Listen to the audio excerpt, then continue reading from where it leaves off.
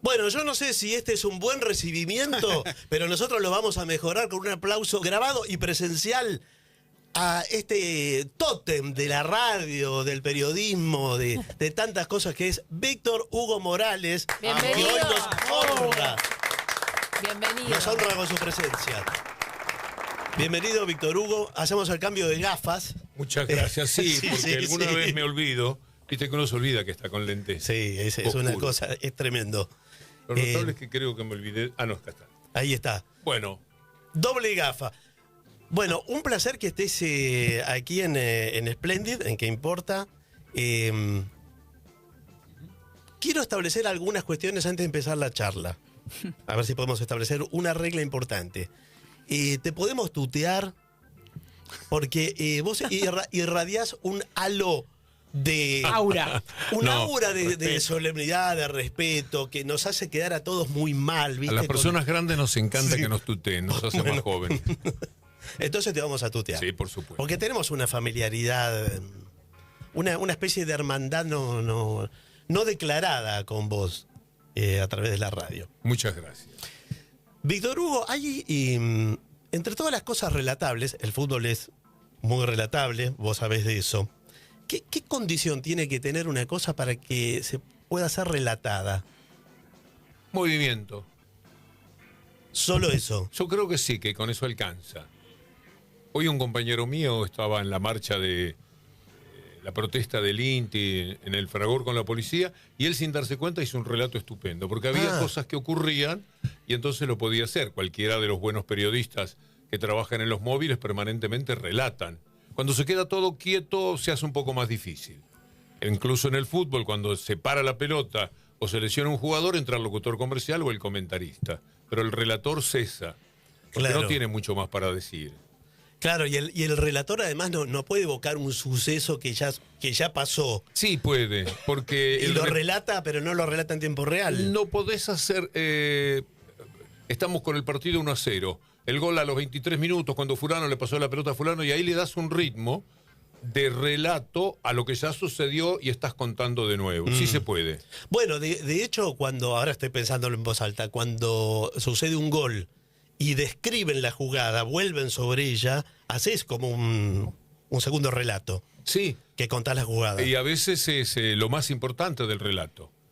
Aquello que ilustra cómo fue la jugada, el momento, el contexto emocional que el partido tiene en el momento en que se produce ese gol, bueno, las reacciones que se producen de la tribuna, etcétera. Todo eso es un material muy interesante para el relator.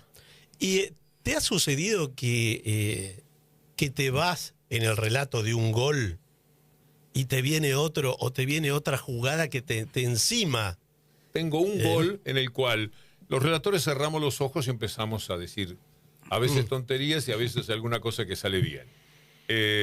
En ese tramo yo por lo menos suelo cerrar los ojos. Cada vez que quiero pensar bien algo, hasta cuando escribo, busco una palabra o busco una frase y no sé, porque cierro los ojos, o muy cerrador de ojos. Entonces, se produce el gol, cierro los ojos, empiezo a decir cosas para ver, ¿sabes qué es lo que quiere uno? Rematar la jugada con algo de belleza. Que tenga una impronta que haga más importante todavía el gol. Tratás de ilustrar con tus mejores frases, con una búsqueda. Tenés muchos recursos, por otra parte, a mano. Hay mucha emoción en un gol. Hay gente que lo grita, hay gente que lo sufre. Hay color, hay un padre que se abraza con el hijo, alguien que se abraza con su mujer, o la mujer se abraza con su marido. Y todo eso es parte de un escenario, una geografía, podríamos decir, que con la mirada estás recorriendo y que puede alimentar. Pero hay un momento de la búsqueda en la que cerrás los ojos. Estás buscando palabras, adjetivos, etcétera. Iba a contar que una vez Apo, mi comentarista de siempre, Sí, claro. me pegó un bruto codazo porque se estaba produciendo un gol en el otro arco. Y vos estabas con los ojos cerrados. Yo estaba con el gol que se había producido, con mi mambo, dale que te dale, movieron a todo esto y con una rápida jugada llegaron a situación de gol en el otro arco. Con lo cual relaté el gol con un tipo que pateaba, que yo no sabía ni quién era, y alcancé a decir gol. Sí. con medio mamarrachiento. Claro, ya la viste, pero no te ha pasado muchas veces, por lo que... No esa sola vez en cuanto a esa cuestión tan exagerada, pero sí abrir los ojos y ver que cuánto rato estuve hablando. Sí, pasa, porque es una búsqueda. Las búsquedas no siempre salen rápidas. Y uno quiere. Yo nunca relato un gol sin procurar darle alguna belleza, si se me permite la palabra. Es decir, salir un poco de lo que el relato tradicional era hasta los años 60, 70, en que lleva la pelota, qué sé yo, Bertoni, relatás la jugada, tiró y gol. Gol de Independiente. Independiente 1, Boca 0. 33 minutos del primer tiempo y se terminaba. Esto era en general, el relato de otra época. Claro, y vos le sumaste, bueno, todo un contenido narrativo. Pero fue el que cambió todo eso, ¿no? Que cambió todo eso. Pero yo no sé, disculpame, para cerrar con esto, si después no vino una especie de pasada de rosca con eso, con otros relatores, ¿no? Yo me aparté, parece más un taller literario que un partido. Es verdad lo que decís. Y yo traté de apartarme, así como Cacho Fontana cuando era locutor empezó siendo brillante, entonces todos, esto lo contó él, no es una observación mía, entonces todos empezaron a ser brillantes y él entonces bajó el tono y colocó la voz mucho más abajo en sus avisos, en sus apariciones. Y yo también me aparté un poco de esa búsqueda obsesiva, de eso que provisoriamente llamamos una búsqueda metafórica de lo que ha pasado, y lo hice porque efectivamente escuchaba a otros relatores, quizás se iban de mambo. Todos estaban buscando el relato de su vida. Claro. Esa búsqueda, Víctor Hugo, si no hay un talento detrás, es difícil. catastrófico. Puede llevar a lugares realmente... No, hay que tener una impronta literaria, narrativa, para que esa búsqueda conduzca a algún lugar, ¿no? Sí, para que no sea un montón de gritos, claro, y de metáforas y de malas palabras, que es en lo que incluso en la búsqueda cayeron algunos colegas de ya decir directamente disparates intencionados, porque se suponía que eso le llegaba a la gente. Claro. En fin, cada cual hace lo que puede. Hoy en día hay muchos relatores que, recién decías, uno cierra los ojos, se va imaginando, eso tampoco es para cualquiera, y hay muchos relatores que la noche anterior ya se imaginan quién puede hacer el gol y tienen 2 o 3 poesías, algo metafórico preparado por si hay un gol. Se equivocan en el sentido de es imposible mezclar lo que estás diciendo en el momento, incluso con una presentación de un programa. Vos te escribís algo y lo querés memorizar, no te va a salir nunca como es. Y a la velocidad que se imprime un relato, no tenés manera de tener aportes que tengas preparados. Buscando ese aporte es que alguien puede trastabillar. Claro. Y efectivamente yo he escuchado algunos trastabilleos alguna vez en algún relato que ocurre precisamente por la idea de insertar algo previsto en medio del Como diciendo, relato. esto tiene que encajar. Sí, tiene que encajar de una manera creíble. Y para que sea creíble tiene que ser espontáneo. Este es un trabajo espontáneo. Vos tenés que tener fe a la brutalidad, a la cantidad enorme de recursos que te amparan para vos poder improvisar cosas agradables. El día es lindo o llueve, el viento está o no está, el sol está en la tribuna de enfrente o ya no está, el grito de la gente es agitando banderas o saltando, la decepción es del que se agarra la cabeza y se apoyan los codos en la rodilla. Tenés tantas imágenes a las cuales podés recurrir. Es tan generoso el hecho futbolístico en todo lo que emocionalmente te puede proveer, que vos tenés que tenerle confianza a eso y, por supuesto, confianza en uno mismo, ¿no? No, y es muy impresionante cuando el partido es malo y aparecen los relatores de fuste y te hacen algo lindo, algo que se escucha lindo, se escucha que le gusta escuchar. Y si vos después mirás el partido y decís, pero este partido era malísimo. Claro. Y creo que ahí también hay una diferencia entre los buenos y los malos relatores, ¿no? Cuando el partido es malo creo que aparece el brillo del relato. Porque sin perder la honestidad de lo que sucede, vos podés hacer otro tipo de espectáculo, el espectáculo decepcionante, que también puede rendir un poco, criticando el partido, contando la cantidad de veces que tiraron la pelota a la tribuna, la cantidad de fouls que están cometiendo, la inoperancia del árbitro, lo que el juez ha permitido. el aburrimiento del público, el propio. Aparece el humor ahí, ¿no? También. Sí, yo recurro, no sé si con éxito, pero un mal partido. Yo tengo, siempre digo, parece exagerado, que uno de los mejores partidos que relaté en mi vida creo que era Bélgica-El Salvador, una cosa así, en el Mundial 82. Un partido que terminó como 13-0 en un campeonato del mundo. Sí, me acuerdo. 10-1 de Hungría. 10-1, Hungría. 10-1, bueno. En ese partido yo tuve un lucimiento muy especial porque me lo dijeron mis compañeros, se rieron mucho, celebraron las ocurrencias que había tenido, estaría inspirado en esa vena, pero sí se puede hacer un buen espectáculo de lo que sea. Si se mueve, sobre todo, hay chances de hacer un buen espectáculo. Es el desafío de nuestra profesión. Vos sabés, Víctor Hugo, estamos con Víctor Hugo Morales, me imagino que habrán advertido su voz. Pero te quería comentar que Tom Lupo, el recordado Tom Lupo, querido Tom, me decía que él tenía el sueño de participar de una transmisión de un partido de fútbol y que en el lugar donde aparece el comentarista o los avisos publicitarios, ¿viste? Dicen, se paró la platea, luce un conjunto de Porto, toda esa cosa que va a toda velocidad, que él quería meter poemas que tuvieran que ver con el partido, también a toda velocidad, disponer de poemas. No llegó a hacerlo. Y yo recuerdo la persona que podía haberlo hecho. Que podría haberlo hecho, y siempre decíamos, sería con Víctor Hugo eso. Sí, hay que escribirlo un poquito antes. Eso ya es para no disparatear y decir cualquier ritmo. Claro. Eso lo pueden hacer los payadores por entrenamiento, que van encontrando la rima. Claro. No, aquí Víctor Hugo, Tom Lupo sabía un montón de poemas de memoria. Ah, bueno. De un montón de Pero los ¿por poetas qué ese poema? ¿Cómo lo intercalás? ¿Cómo buscás esa cosa? Claro, eso lo tendría que decidir, tenías que confiar en la decisión. Se me hace un poco improbable. Mientras hablaba Víctor Hugo, yo pensaba en el freestyle, ¿no? Ahora como eso de poner el cuerpo y de ir como sintiendo lo que está pasando, la música y además las palabras, como algo que sucede en el momento, no es previo. Ojo, Víctor Hugo haciendo freestyle. Por favor. ¿Haciendo? Freestyle, ¿sabes qué es? ¿Cómo Rap. describiríamos? Sí, sí, es como el rap. hip hop, sí. El rap. Como una Chicos que base rapean. musical y uno va sintiendo como esa, El rap esa base y va- improvisado, ¿no? Claro. Sí, improvisado. Ahora Y entendí. hay mucha importancia Con en un las tema palabras. cualquiera, te tiran un tema. No, yo de narración o de improvisación sí, pero no con versos y demás. No, verso, no. No con el mucho. ritmo musical. Claro. Para colmo no soy muy musical en mi creatividad.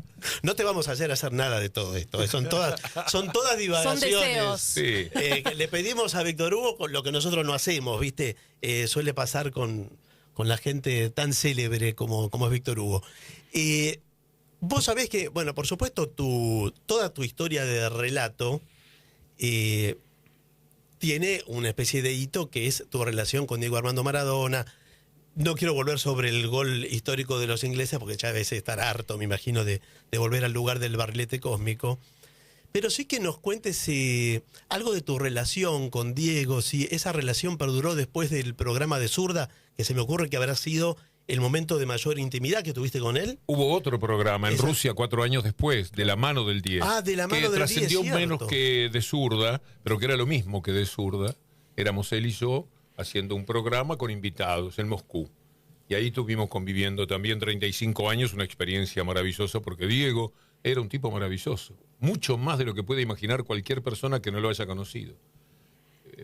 Porque tenemos el personaje público, Sí. con sus altos y bajos, pero el personaje humano, el que yo traté durante mucho tiempo, en esas circunstancias, fue maravilloso, fue excepcional, fue cálido, antidivo, generoso, atento, no solo conmigo, que podría más o menos entenderse, sino con todas las personas que lo rodeaban. Cuando vos estás al lado de un personaje como Maradona, estás muy atento a todo, a lo que dice, a lo que no dice, a lo que calla, a la mirada. Y esa observación, con la experiencia periodística, además nosotros sabemos mirar, miramos un poquitito más profundamente de pronto que la persona común, la que no está entrenada para mirar esas cosas.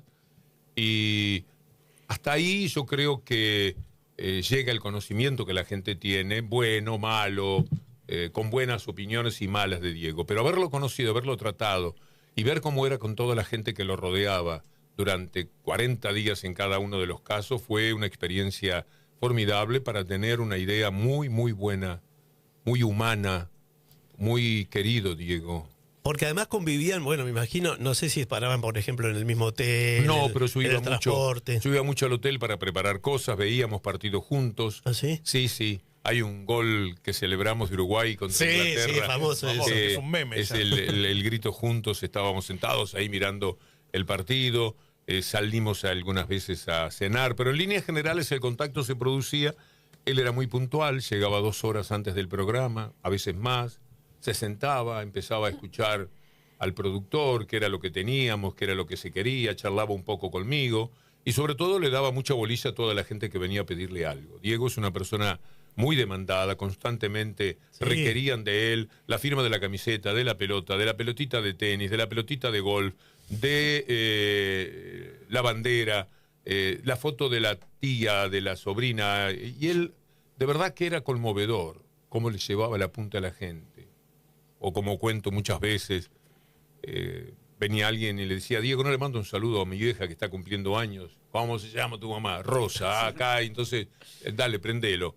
Y empezaba a hablarle al celular y le decía, Rosa, acá estoy con su hijo, ¿cómo te llamas? Juan José. Estoy con Juan José que me pide que le mande un beso grande. Ojalá que alguna vez se lo dé personalmente. Cosas así. Claro. Hay que tener mucha paciencia, porque esto era todos los días, todo el tiempo. Todos los días, todo el tiempo, en todas partes. En todas partes. Porque Con la uno playa no se más puede- linda, con la claro. playa más linda del mundo, a 50 metros de él sin poder mojarse los pies, no podía salir. Con la vida de una persona que iba al baño y una vez salió del baño de los periodistas y había 3 fotógrafos en la puerta apuntándolo y él venía subiéndose el cierre y le dice, muchacho, acá no, pero por favor acá no. Esto es, como te lo cuento, y marca qué nivel de paciencia y de tolerancia tenés que tener. Y lo tenía, es fantástico, la experiencia humanamente, yo estoy agradecido a la vida de haber podido compartir eso con Diego y tener esta impresión que podría haber sido tan distinta. Claro. Porque era un desafío. Yo a Diego lo conocía de los reportajes, nunca había tenido largas charlas con él, y salvo por radio o por televisión, no sabía cómo era el personaje. La cosa más querible del mundo, tipo más humano que te puedas imaginar. Cuando nos despedimos la noche que nos veníamos a Buenos Aires, que al otro día terminaba el Campeonato del Mundo, los 40 o más, las 40 personas de televisión de Argentina y Venezuela que estaban juntas, fuimos a un playón. Yo nunca vi tantos hombres llorar por la emoción de despedirse de Diego. No, fue maravilloso, sí. Ahora, Víctor Hugo, vos decís, bueno, el último relación así importante fue en el Mundial de Rusia, o sea, esto es 2018, ¿no? Claro. Ya en ese momento el entorno de Maradona era el entorno que empezaba a visualizarse como el entorno final de Maradona, que sabemos cómo terminó. ¿Tenés algo para decir al respecto? ¿Veías? Nada, absolutamente nada. Estoy como desenganchado, desvinculado del tema. Nunca he querido profundizar ninguna noticia. Sé los títulos de los zócalos de la televisión y algún título que aparece en el diario. Sé que hay una investigación.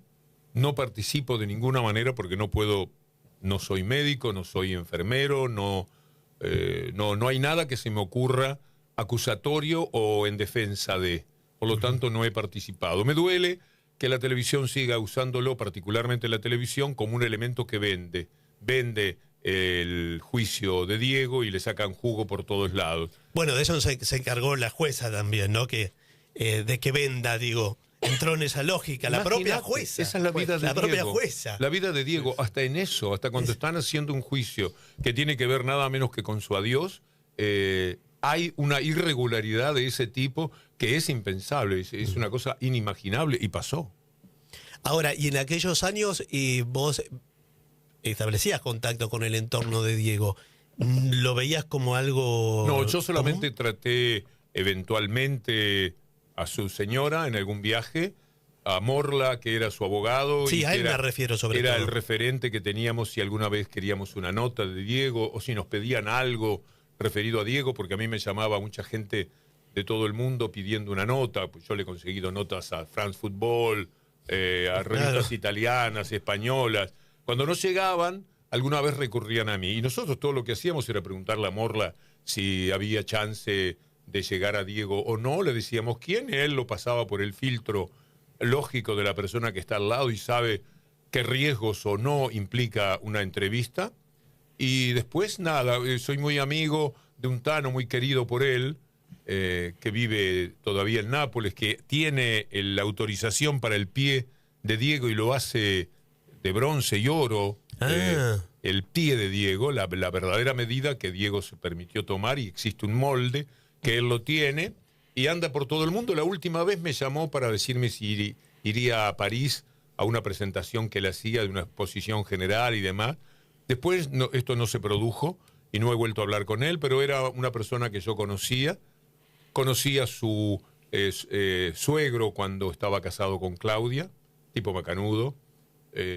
La primera forma de acercamiento que tuve con Diego fue una vez que en Roma, de la ciudad de la que yo era casi taxista, porque la adoro y había estado muchas veces, y en una ocasión ellos estaban en el hotel. ¿Va el informativo? Sí, pero no, vos quedate tranquilo que ahora va a venir el informativo. Y después te cuento. ¿No si ves que querés. esto es un nombre de radio?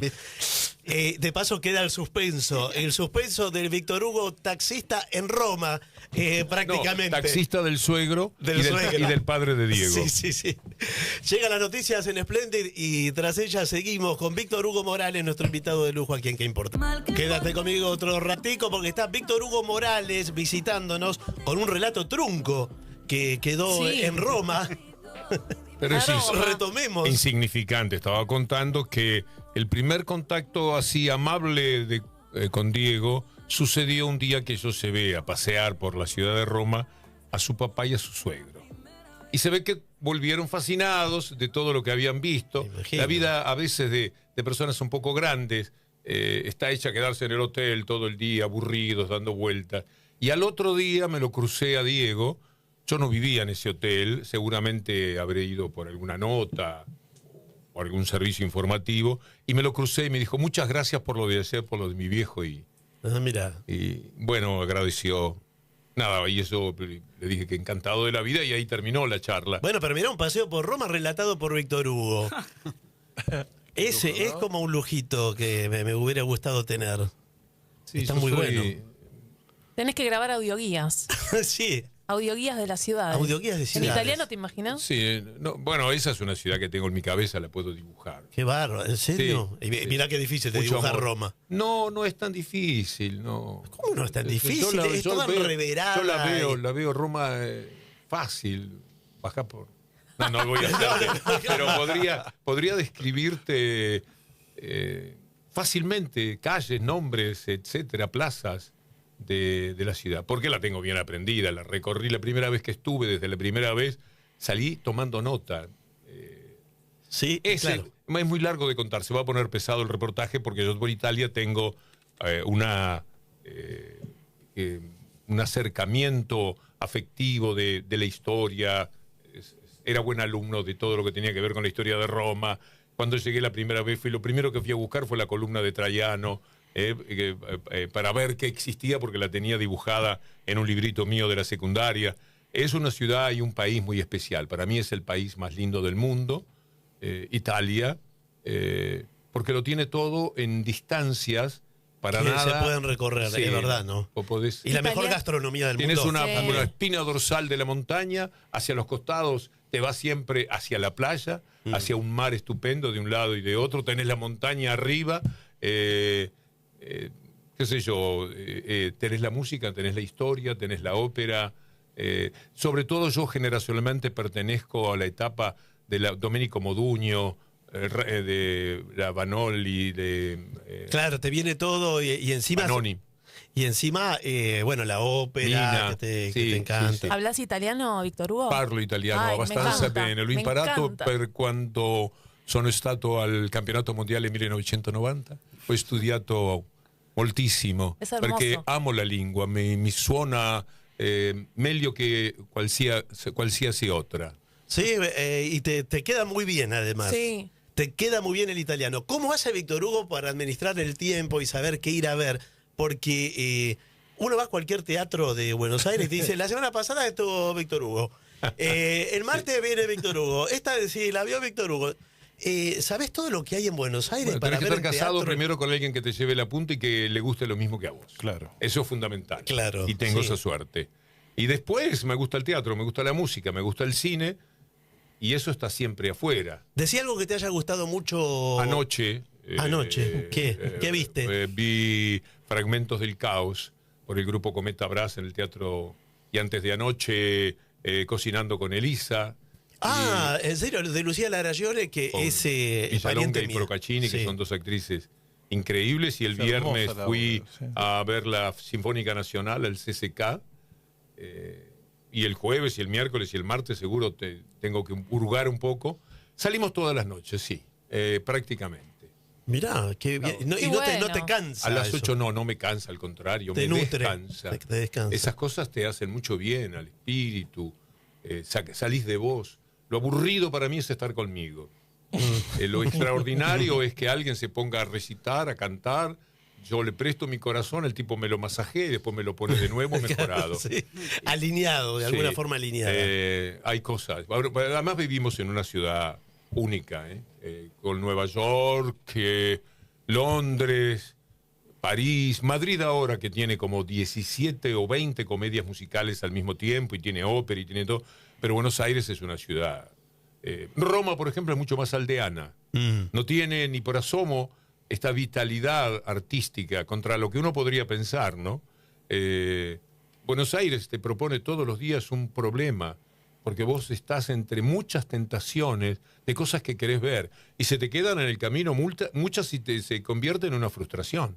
¿Y cómo observás todo ese vigor cultural que nombrás de Buenos Aires con un panorama que se ve desolador en la Argentina, inclusive como degradación cultural, casi una degradación de ciudadanía, ¿no? También, de convivencia ciudadana, que tiene que ver también con la cultura. ¿Cómo conviven esos dos mundos? Sé que coincidís con esta mirada. Yo creo que la cultura no pierde nunca, porque el hecho cultural, la búsqueda, la apetencia, la necesidad, a veces hasta la ausencia de eso que vos estás queriendo que ocurra. Pero la lucha de los artistas, es decir, en este momento el teatro independiente pagan para actuar muchas veces por el amor que le tienen al teatro, y nosotros los espectadores estamos muy, muy agradecidos a eso. Pero además tenés teatros oficiales muy buenos, el Cervantes, el San Martín, el Colón, el Regio es parte de todo eso. Tenés el circuito del teatro independiente, que son mínimamente 200 teatros abiertos el fin de semana, 200 obras, 200 escritores teatrales, 500 o 600 actores, actrices, Claro. y miles de espectadores. Ese latido no se pierde. Pero, por supuesto, le ha quitado la posibilidad de que alguien más o menos arrime un salario con el teatro. En líneas generales son 50, 60 espectadores, no podés cobrar la entrada 50.000 pesos, porque nadie podría Claro. pagarla. Tenés que cobrarla. Yo ayer pagué 8.000 en el teatro. Me dio pena lo barato que era. Después vos ves el espectáculo. La indumentaria, el vestuario nada más, cuesta mucho más que lo que puedan reunir en 5 o 6 funciones. Y sin embargo están ahí metiéndole para adelante, porque ellos también lo sienten de esa manera. Yo soy un tipo muy agradecido al mundo de la cultura. Y no afloja. Lo que afloja, por supuesto, son las cantidades de propuestas, de realizaciones más de mayor envergadura en lo que se puede hacer en un teatro, mejor escenografía, Sí, etcétera. sí, pero- Terminan muchas veces arreglándose con el ingenio. Hay muchas obras que son a teatro pelado, que ya trabajan con la imaginación del espectador, y uno se va entrenando para imaginar. Pero yo tengo por ese mundo el respeto y el amor por la divulgación. Yo los divulgo mucho, Sí, sí, porque es se una escucha. manera de defenderme a mí mismo como espectador, que siempre haya de eso. Buenos Aires es colosal en ese sentido. Además, aquí la comedia musical, que hace 30 años posiblemente era incipiente, hoy día tiene cultores extraordinarios. El teatro de prosa tiene una tradición maravillosa. Bueno, la ópera siempre fue de primer nivel mundial. Ahora están dando Billy Budd, que yo vi el martes pasado con la dirección de Marcelo Lombardero, que es uno de los genios de este mundo, ¿no?, de este país. Y yo te digo que ver ese espectáculo colma el anhelo de cualquier espectador de cualquier parte del mundo. Y eso es Buenos Aires. Ahora decís que eso te entrena de algún modo la imaginación, y te quiero llevar 2 minutos a la política o a la actualidad política. Si ¿qué imaginás? Más o menos tu mirada la conocemos respecto de esta actualidad de la Argentina. Tenés una posición clara hace años respecto del poder real, ¿no? de la Argentina.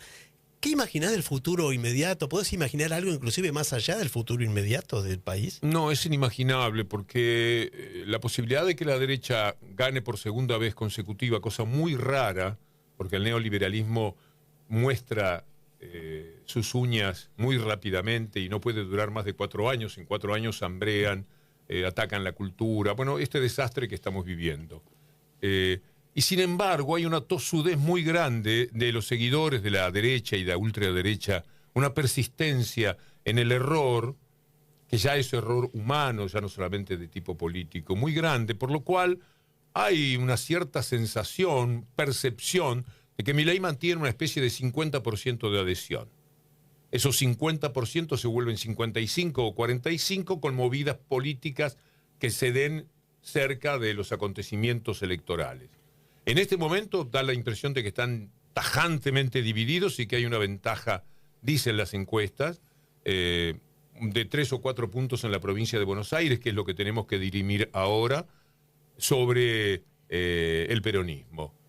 Bueno, eso podría ser. A más largo plazo, la elección presidencial, me parece que sigue teniendo mucha chance el peronismo. Pensá que Massa estuvo siendo un candidato que a mí no me gustaba y a muchos que lo votaron no le gustaba. Era como un candidato de la necesidad de ese momento. Massa estuvo a 2,5 puntos de ganar en primera vuelta. Sí. Y acumuló 44, 46%, creo que 46% en el balotaje. Quiere decir que falta muy poco. Un envión de la situación política, de lo que el neoliberalismo es capaz de generar, de hambre, de deserciones del Estado prácticamente en todos los niveles. Es espantoso lo que sucede. La gente de verdad que supera a todo lo perverso que se vivió en el mundo Macri. Esto es todavía peor, es muy insultante para el espíritu. Acá hay una crisis de humanidad muy grande que tiene que ver, por supuesto, con un trabajo muy bien hecho durante muchos años de lo que llamamos la batalla cultural. Uh-huh. Vos me querías decir algo. Digo, que despierta escucharlo, porque uno lo escucha a Víctor Hugo y creo que el lenguaje dice, al fin me están tratando bien, después de escuchar los discursos del presidente, donde todo el tiempo son insultos. Hasta más allá de lo ideológico, digo, es esa manera de hablar que dice mucho, ¿no? Porque incluso en otros momentos había otra derecha que tenía otra manera de dirigirse, otra cultura. ¿Cómo, no sé si cómo llegamos a esto o qué te pasa con esto, ¿no? Con escuchar un discurso de un presidente de la nación. Tan degradado. Donde dice, se le ha contado, no sé, creo que en 2 minutos 10, 12 la palabra mierda, 12 veces la palabra mierda o algo así. ¿Cómo puede ser que en esto, ¿no? En un país, vos decías, donde con tanta cultura, tan vasto en cuanto a lo cultural, la oferta cultural, incluso la apetencia por la cultura, a la vez el presidente es esto, que cuando habla decís, uy, qué ruido. Es muy decepcionante, porque es grave lo que ha hecho también en ese terreno con la declinación profunda de los valores de la palabra, del idioma, del lenguaje, de la calidad de pensamiento, de la delicadeza, de la influencia que tiene que tener alguien que ocupa ese lugar, que básicamente uno lo piensa como el primer ciudadano. Si el primer ciudadano es ese mamarracho que dice cualquier disparate, que insulta a diestra y siniestra, seguido por una etapa en la cual todo está tambaleando, las redes sociales influyen, los chicos leen muy por arribita, no todos, hay por supuesto chicos maravillosos, pero hay una parte que yo no sé si es el 50 o el 60% que está con una decadencia en lo que era la juventud muy profunda, muy dolorosa, una juventud que no lee, que se informa por frases cortitas de 20 palabras, que no busca, que no ahonda en ninguno de los problemas, y que es la que termina manifestándose divertida con la manera de ser de Milei. Yo creo que es una profunda decadencia de la que hay que luchar con todos los medios. Y una de las maneras es no caer en el juego, en no doblegarse, en creer que vos le hablás mejor a un pibe si decís disparates porque el pibe te entiende mejor. Yo creo que los pibes entienden y si no van a tener que entender que haya un lenguaje que todavía recorre caminos que sean respetuosos de la maravillosa lengua que tenemos, de la lectura que todo el tiempo nos debemos, del cine, el teatro, todo aquello que podemos consumir que nos hace mejores personas. Porque el rival es muy tosudo en la persistencia que tiene para que el mundo todo sea un gran disparate, una gran negación de los valores. Es muy triste, muy doloroso lo que pasa en la Argentina. Te diría que el mundo debe estar un poco parecido. España tiene esa gente de los Abascal, toda esa gente horrible. Italia tiene a Meloni, los holandeses tienen unos tipos impresentables de derecha. Y en Estados Unidos la derecha es el republicanismo. Vos te das cuenta al nivel que ha llegado amparando, avalando y votando a ese personaje que es exactamente un representante de todo lo que son los antivalores. ¿Qué podés rescatar? El gran desafío es preguntarle a alguien que dice que vota a Milei cuando le decís por qué. ¿Cuál es el valor que rescatan? ¿Cuál es el valor que tiene que tener una persona que está al frente de nuestras vidas? Que está cuidándonos a mí, ya no, que ustedes también son personas de mediana edad, pero a los jóvenes, a los hijos, a los nietos, a todo lo que anda dando vueltas en nuestra vida y que es parte de nuestras preocupaciones. Me parece que nosotros tenemos que luchar por una reivindicación del lenguaje, por una manera muy fuerte de contradecir ese discurso de Milei y de todos los que lo rodean, de todos los que lo votan también. Hay que luchar contra ellos. Yo creo que por ellos mismos, para hacerlos un poco mejores. Nadie puede ser mejor siguiendo los pasos de Milei, no hay manera. ¿Cuál es el valor que rescatamos de Milei? Hagamos un juego de ingenio. Digamos algo, mirá, no, el tipo tiene tal cosa. Todos los conductores llegan a cierto lugar y tienen algo. Bueno, rescatemos de Trump o de Milei algo que tenga que ver con lo que siempre son nuestra profesión de deseos, de cómo queremos el mundo, de cómo queremos la humanidad. No hay nada. Víctor Hugo, aquí en este programa le pedimos una donación a los invitados. Es una donación abstracta, que es que nos donen una pregunta a la que denominamos pregunta fantasma. Es una pregunta sobre lo que quiera, sobre cualquier cosa, que deberá responder nuestro próximo invitado o invitada sin saber de quién se trata. O sea, es una pregunta tuya que será disparada. ¿Y cuál es la pregunta que dejaron para mí? ¡Ay, ahí está! Veamos entonces, ¿cuál es la pregunta fantasma que dejó señorita Bimbo aquí? Que te toca responder a vos, pero no era para vos, pero te toca responder a vos. Escucha. La pregunta es... ¿de qué parte tuya te olvidaste tratando de atender solo a las partes a las que le prestaste atención hasta ahora? Y estaría bueno que la vayas a buscar y la saques a pasear. ¿De qué parte mía me olvidé? Sí. ¿De mi cuerpo, de mi mente? ¿De qué parte desatendí de mí? El descanso. Tradicionalmente los hombres somos muy golpeadores del cuerpo. Ahora estoy más a buenas, pero yo he sido un castigador de mi propio cuerpo. Mucho deporte, mucha trasnoche, poco dormir. Para mí dormir era perder el tiempo. Supongo que algo que repararía, ahora que lo valoro tanto al descanso, debe ser, por supuesto, la edad, pero a mí me da un enorme placer acostarme, dormirme, poner la cabeza y al otro día saber que me dormí enseguida. No parece porque sale todas las noches, ¿vale? Bueno, pero ¿Cuántas a horas las 12 de la dormís? noche pasa la calabaza. El ¿Cuántas horas teatro dormís, termina Víctor 10 y Hugo? cuarto, 10 y media. Claro. Llego y vamos viendo en cuotas alguna película complementaria para encontrar Además. el sueño y para compartir un trago con mi mujer. Y 12 y cuarto, te dirías el promedio... 12 y media ya estamos timbeando mucho tiempo. Claro. Porque yo me levanto 6 y media, Por 7. eso, claro. Qué temprano. Dormís Pero 6 duermo horas. siesta, ¿eh? Dormís una siesta. Siempre. Bien. Gran recurso. Muy recomendable. Ustedes son jóvenes todavía, no la pueden valorar. Pero... No la podemos hacer. Claro, no sabemos cuándo. pero da ya La culpa. valoramos mucho. Ya la valoramos. No la podemos hacer. Pero bueno, veamos ahora cuál es la pregunta fantasma que va a dejar Víctor Hugo Morales y que presentamos de esta manera. Víctor Hugo Morales pregunta: ¿cuál es la mirada que quisieras encontrar en otro? Muy bien, la pregunta entonces de Víctor Hugo que deberá responder alguien, nuestro próximo invitado o invitada. Si es una chica va a decir la de George Clooney, por ejemplo. Bueno, vamos a ver si coincide. Si llega a decir la de George Clooney directamente. O podría ser la mirada de compasión de alguien Claro. que sea muy humano. Bien, bueno, puede ser.